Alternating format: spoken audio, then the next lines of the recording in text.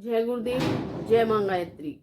हमारे जीवन का अनुपम सौभाग्य और संयोग ही कहा जाना चाहिए कि हमें एक अवतारी चेतना गुरु सत्ता के रूप में सानिध्य संरक्षण मिला। परम पूज्य गुरुदेव के दृश्य जीवन के पटाक्षेप के बाद कई परिजनों ने हमसे आग्रह किया कि पूज्य वर्ग के जीवन तथा अपने जीवन के उन महत्वपूर्ण प्रेरणापद प्रसंगों को उजागर करें जिनसे जन जन भी शिक्षण पाकर लोक सेवा के प्रगति पथ पर अग्रसर हो सके, सबकी जिज्ञासाएं पूर्ण हो। परम पूज्य गुरुदेव की लिखी पुस्तक हमारी वसीयत और विरासत आज जिज्ञासुओं के लिए प्रकाश स्तंभ का कार्य कर रही है। पूज्य ने जो उपलब्धियां पाई, उनके पीछे कितनी तप, तीक्षा और परिश्रम किया, ये सब जानने समझने के लिए वह पुस्तक समचीनी है। परंतु उनके साथ रहने पर हम अनुचरों ने जो कुछ सीखा, जिस जिस रूप में उनको देखा, उसे जानने की उत्सुकता हर परिजन में दिखाई दे रही है। परिजनों का आग्रह है, हम लंबे समय से टालते रहे हैं। आखिरकार हम उन जीवन सूत्रों को प्रकट कर देना ही चाहते हैं जिनके बलबूते हम आज इस स्थिति में हैं। प्रज्ञा अवतार हमारे गुरुदेव नामक पुस्तक में हमने पूज्य वर्ग के जीवन व्रत से जुड़े प्रसंगों को लिखा है, परंतु वे प्रसंग जो पूज्य वर्ग के सानिध्य में हमारे साथ घटित हुए, वे प्रेरणाप्रद प्रसंग इस पुस्तक में आप पढ़ेंगे और जानेंगे कि पग पग पर किन किन परिस्थितियों में कैसा जीवन जीना पड़ा और अपने आचरण से क्या क्या उपदेश उन्होंने दिए। अपने अनगढ़ जीवन को परम पूज्य गुरुदेव के चरणों में समर्पित कर जो सीखा और पाया, जीवन को सुगढ़ बनाया, इस लंबी जीवन यात्रा के संस्मरणों से भरी हुई पूरी यह पुस्तक लोक सेवा के पथ के हर राही को दिशा देगी, ऐसा हमारा मानना है।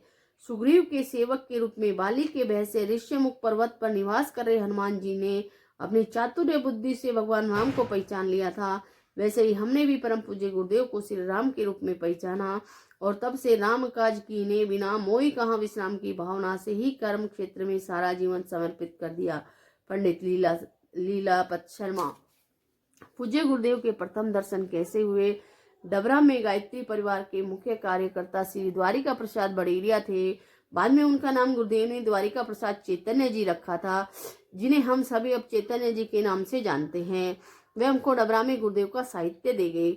साहित्य को हमने पढ़ा, उस साहित्य का हम पर इतना प्रभाव पड़ा कि हम नित्य प्रतिदिन उस साहित्य को जब तक पढ़ते ही नहीं थे, हमको बड़ी बेचैनी रहती थी। हम समझने लगे कि ऐसा साहित्य जिस व्यक्ति ने लिखा है, ऐसा लेखक आज तक हमारी नजर में नहीं आया, क्योंकि हमें पुस्तक पढ़ने का शौक था। सबसे पहले साहित्य का प्रभाव पड़ा। तब तक हमने गुरुदेव के दर्शन नहीं किए थे, सिर्फ साहित्य पढ़कर हम गुरुदेव से प्रभावित थे। श्री द्वारिका प्रसाद चैतन्य जी जो भी नई पुस्तक छपकर जाती थी, हमको दे जाते थे। एक दिन उन्होंने कहा कि हमारे गुरुदेव आ रहे हैं, हम पंचकुंडी यज्ञ भी कर रहे हैं। हमने कहा हमारे लायक कोई सेवा हो तो बतला में, हमारा भी मन है कि ऐसे महापुरुष के दर्शन करना। चैतन्य जी ने एक छोटी पोटली मेरी तरफ करते हुए कहा, इसमें हमारी धर्मपत्नी के जेवर है, इनको बेचकर कुछ रुपए मिल जाएंगे और कुछ धन की व्यवस्था आप कर दे तो यज्ञ कार्य में मदद मिल जाएगी। हम उस समय डबरा में मिल उद्योग एसोसिएशन के प्रेसिडेंट थे। हमने उनसे कहा कितना धन चाहिए। उस समय चैतन्य जी करीब 20 से 21 वर्ष के लड़के ही थे।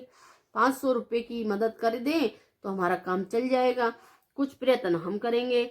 हमने कहा 500 रुपये में 5 कुंडी यज्ञ कैसे होगा। खैर, हमने 500 रुपये मिल से दिलवा दिए और मिल उद्योग के सेक्रेटरी को बुलाकर चैतन्य जी के साथ मिल वालों के पास भेज दिया। उसी दिन करीब 3100 रुपये मिल वालों के सहयोग से प्राप्त हो गए। जब चैतन्य जी आए तो हमसे कहा हमारी सारी समस्या का हल हो गया है। शायद ये सन 1956 की बात है। उस समय बहुत शानदार यज्ञशाला बनी। हमने मिल के इंजीनियर और अन्य स्टाफ से कहा कि तुम यज्ञ में मदद करो, क्योंकि हम पहले से गायत्री के उपासक थे और वह गायत्री यज्ञ था। द्वारका प्रसाद जी ने हमसे कहा इस यज्ञ का यजमान आप बन जाएं। हमने सहमति दे दी। तब कलश यात्रा निकली। उस समय डबरा में एक सन्यासी आश्रम था। सन्यासी जी के पास हम नित्य प्रति जाते थे। चैतन्य जी से हमने कलश यात्रा की रूपरेखा समझी, क्योंकि उनने हमें भी यात्रा में चलने को कहा था। जल यात्रा बड़ी शानदार निकली। अब जब सन्यास आश्रम पर यात्रा पहुंच गई, तब चैतन्य जी ने हमसे कहा अब आपको 10 स्नान करने हैं। हमने कहा आपकी जैसी व्यवस्था हो वैसा करो। वहां पर हमको 10 स्नान कराए गए। कलशों का पूजन बहनों से कराया गया। विधि विधान से कार्य हुआ। उसका हम पर बड़ा असर पड़ा। वहां से कीर्तन करते हुए निकले तो बड़ा लंबा जुलूस बन गया। यज्ञशाला पर आए, वहां कलशों का पूजन करके उनको यज्ञशाला में रखा गया। प्रसाद वितरण हुआ और यज्ञ के कार्यक्रम की रूपरेखा बनाई गई। उसी दिन का कार्यक्रम समाप्त हुआ। उस दिन जनता गाड़ी से गुरुदेव आने वाले थे। हम भी अपने मील वाले साथियों के साथ गुरुदेव को लेने स्टेशन पहुंचे थे। गाड़ी आने से आधा घंटा पहले सभी स्टेशन पर पहुंच गए। गाड़ी प्लेटफार्म पर आ गई। हम सब भाइयों के हाथ में माला थी। हमने प्रथम श्रेणी व द्वितीय श्रेणी के सभी डिब्बे देखे। उस समय ट्रेन में तृतीय श्रेणी के डिब्बे भी लगते थे, किसी में भी गुरुदेव नहीं मिले। हमने सोच रखा था कि गुरुदेव त्रिपुंड लगाए हुए होंगे, गले में रुद्राक्ष की माला होगी, भगवा वस्त्र होंगे, जैसे साधुओं के होते हैं। वैसा स्वरूप हमारे दिमाग में घूम रहा था, परंतु ऐसा व्यक्ति हमको कोई भी दिखाई नहीं दिया। हम निराश हो गए कि गुरुदेव नहीं आए। गाड़ी के सबसे पीछे के तृतीय श्रेणी के डिब्बे से उतरकर हाथ में टिन का बक्सा, बगल में बिस्तर लिए हुए एक भद्र पुरुष चले आ रहे थे। चैतन्य जी दौड़कर गए, प्रणाम किया और बक्सा तथा बिस्तर उनके हाथ से ले लिया। हम देख रहे थे। हम सभी ने समझा कि इनके कोई रिश्तेदार आए होंगे। घुटनों तक का कुर्ता था तथा ज्वार कट पहने हुए थे। हमको विश्वास नहीं हुआ कि यही गुरुदेव हैं। हमने चैतन्य जी से पूछा, गुरुदेव नहीं आए क्या? चैतन्य जी ने इशारे से कहा, यही गुरुदेव हैं। हम सभी भाइयों ने गुरुदेव को प्रणाम किया। गुरुदेव को देखकर हमको ऐसा लगा कि ये सचमुच भारतीय संस्कृति के प्रतीक हैं। जब हमने उनके साहित्य को पढ़ा था तब हमारे दिमाग में सबसे अच्छे लेखक का स्वरूप आया था।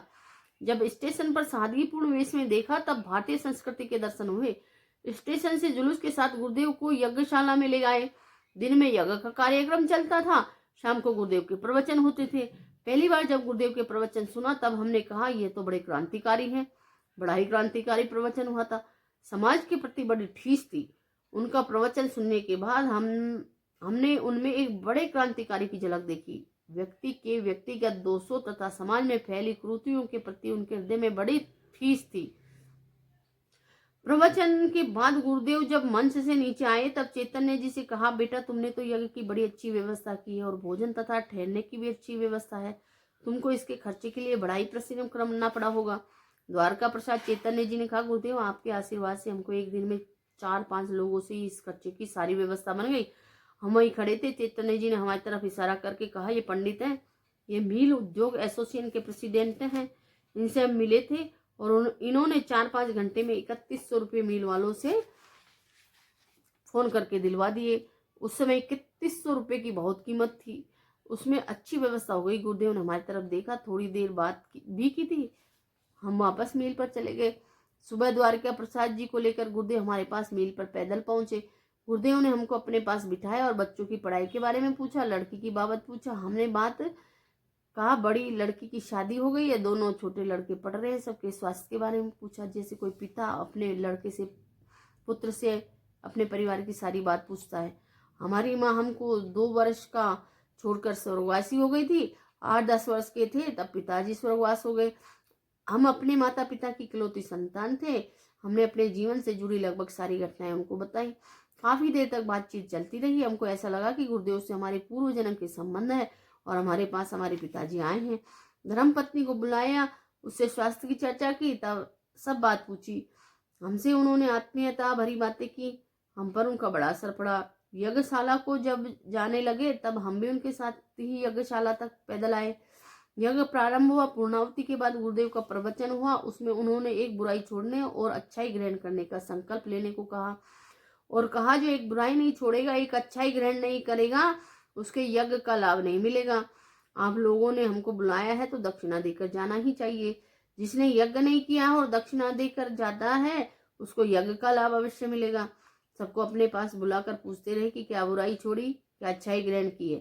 सैकड़ों ने बीड़ी, सिगरेट, मांसाहार, शराब, जुआ आदि बुराइयां छोड़ी।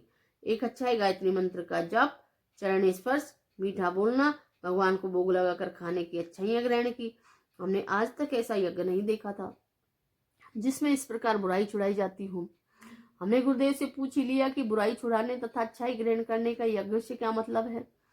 जितने भी यज्ञ हमने देखे हैं वहां तो पंडित यज्ञ कराते हैं, मंत्र बोलते हैं, परंतु बुराई कोई नहीं छुड़ाता है। आपने तो एक नया तरीका इस यज्ञ में अपनाया है। गुरुदेव ने कहा, बेटा यज्ञ तो प्रतीक है, कर्म कांड ही सब कुछ नहीं है। यज्ञ तो हमारी डुमडुमी है। हम लोगों को कहा करते हैं कि अपनी बुराई छोड़ना तथा अच्छाई ग्रहण करना ही यज्ञ का उद्देश्य है। जो खाली मंत्र बोलकर, प्रवचन देकर यज्ञ करते हैं वह भ्रम में डालते हैं और अपना हेम पूरा करते हैं।